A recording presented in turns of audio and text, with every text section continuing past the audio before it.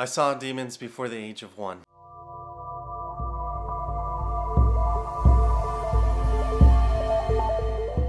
Let me give you a background of the home. This home was built around the 60s, 70s. I want to say it was an older home. When our family moved out, the family that had moved in gave us a call a few months later and told us that they were all sleeping together as a family. It was about 2 or 3 kids, a husband and a wife, and they were all sleeping in the living room together because of what was going on in that house. It was extremely haunted. So I was about 4 to 6 months when I flipped over a crib, the crib I was sleeping in, to make myself cry on purpose to protect my sister. The reason I'm doing these videos is that I don't want people to feel alone when they're going through paranormal activities, whether they're a child or an adult. Before 10 years ago, 15 years ago, there wasn't much information on the paranormal activity and people going through all these things. Alright, so it was very easy to feel alone. If you were to go to a doctor about it, they would say that you probably have schizophrenia and they would want to give you these meds. I had this conversation with my childhood doctor and I told him no. I didn't even take my asthma meds. There wasn't any way I was going to take schizophrenic meds. So let me tell you about the beginning of my paranormal activities. Was when I was about 4 to 6 months old. I've talked to my parents over and over about this, and it wasn't later than 7 or 8 months.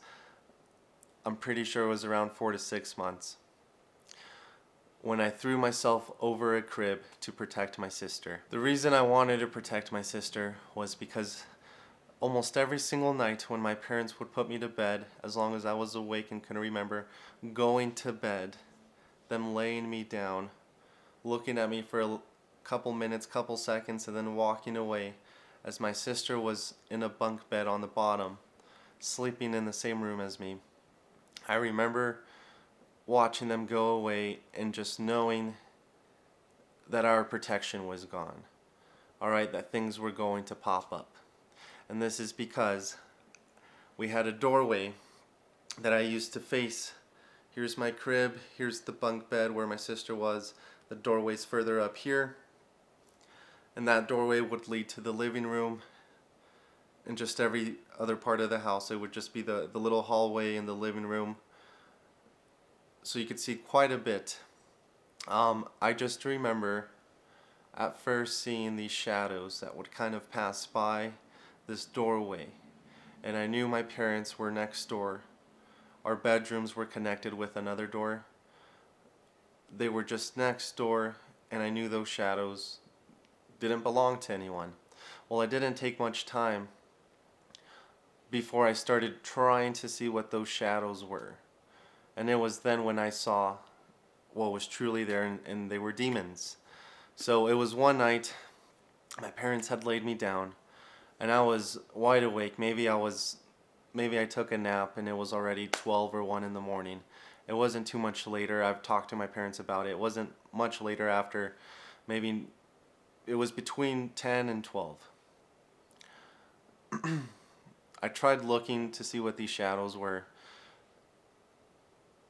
and it was as if these demonic faces, the harder I tried to see them, the closer they got to this curtain, this like veil that was holding them back, that was keeping them invisible, right? So there's just like a plastic, just imagine a large plastic film, and it's so thick that if they're a couple feet away, you can't really see much, you just see the shadows. But because I was trying to see them, it was as if I was like pushing them against this hard plastic, and they were stretching it out, making it thinner, right? And I could see the details in their faces. And I remember it was maybe 3 or 4 of them that were just all huddled up, like almost just like bumping shoulders, all right, trying to get a peek, trying to look at us, and they were all looking at my sister. I remember they didn't even care about me at the time. They were just looking at my sister. Eyes were locked on. Teeth were all jagged and big. Eyes were humongous, right? Like the size of these circles on my face. They didn't look human at all. And that's, you know, when I felt fear for the first time as a baby. Because these eyes were locked on my sister and they looked hungry. They looked hungry. They looked like they were trying to get her, like they were trying to break this layer of protection that we had, and that they were just all going to storm in and start attacking my sister. Now I thought about what was there protecting us, what was there keeping these demons out. I don't know if it was a guardian literally holding them back and I couldn't see them. I don't know if it was God putting up some kind of wall of protection because we were so young. I don't know, but something was holding them back. And I just knew it wasn't going to be good if they broke through. So before I could even crawl, before I could walk, I learned to sit up and grab the rails of the crib to be able to stand up on my wobbly legs, right? And I had enough upper body strength. I know this sounds crazy, but I've talked to my parents, I've confirmed it several times, and they all remember this night. I had enough strength to reach over the top of the crib and be able to pull myself up. Now I felt I could pull myself up, and the only way I could wake up my parents was by crying, but I couldn't cry at the moment, no matter how scared I was, right? I used to look at these night after night, just pass by these shadows, and whenever I tried to look at them, they would just be right there against the plastic protection or whatever was there protecting us. But this one night, I saw 3 or 4 or 5 of them pretty clearly, all just looking at my sister, and I knew something had to be done. I knew that they were getting closer to us, and something had to be done. So I reached over the top of the crib,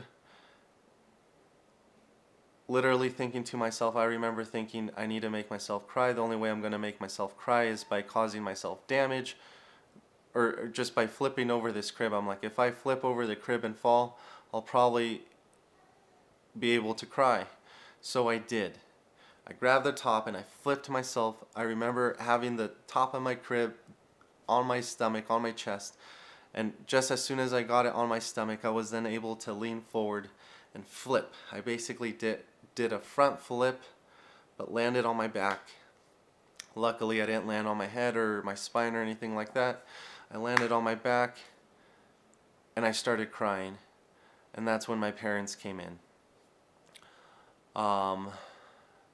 They came in, and I remember just looking over, and the demons were still there, but I felt some protection because my parents were now awake, and they were also looking at my sister, who was also awake, and my crying had made everyone be awake in the house. But I was like, we made it through another night. You know, we're not all asleep, we're not all vulnerable, they're not going to attack her. So that was my first experience in this house as a 6-7-month-old before I turned 1, seeing these demons over and over again. And what I learned from this, I learned that evil exists. Before I had even heard of the concept God, before I had people talk to me about God. Alright, I didn't really know much about God even when I was 3 or 4 years old. So before I had even made a connection with God, I knew that evil existed. And I knew that my parents, seeing their faces, their figures, and my sister, I knew that they were the good in that home. They were the good people. So I knew that there was bad and evil before I could even truly comprehend what good and evil really is. I just learned that I was in fear of losing my family. I was in fear of losing my sister. I was afraid that they were going to hop on top of her, try to take her soul, or try to damage her.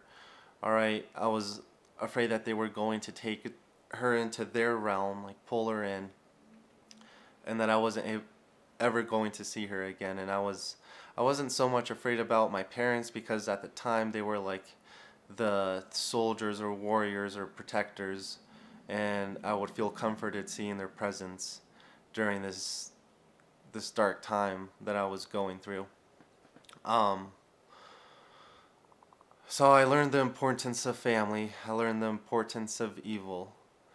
And yes, it's very important, because if you decide to ignore it, that's how you get influenced. Um, Later on, we started having more experiences. It wasn't just me anymore. It was my sister, it was my mom who had been physically attacked in that home. Objects fallen in the basement, and other creatures that I was seeing too. There used to be this tall man that I used to warn my mom about all the time, and this even kind of werewolf looking creature that would poke its head through this window that we had in our door, and it would just look at me, and no matter where I walked in the home, it would just keep its eyes locked on me and just be looking at me as if it were like hungry. I don't know, it was almost as if the spirit of a werewolf had passed on and it was just haunting that house. There was another time when I clearly saw like a skeleton man, just full bones, like a skeleton, a walking skeleton that did walk into my parents' bedroom. So that house was definitely haunted, alright? The family that moved in after us was experiencing things. My dad never experienced anything because he was spending so much time at work. But things started happening to my mom and my sister to the point that we had to get out of that home. Now I'm glad I went through all these things, but growing up, I did feel alone. My parents didn't know what to do about the things I was seeing. At some point we did go to a witch doctor, and I told them before we got there I wasn't going to do any of the treatments. After meeting the witch doctor, my parents didn't want me to do any of the treatments.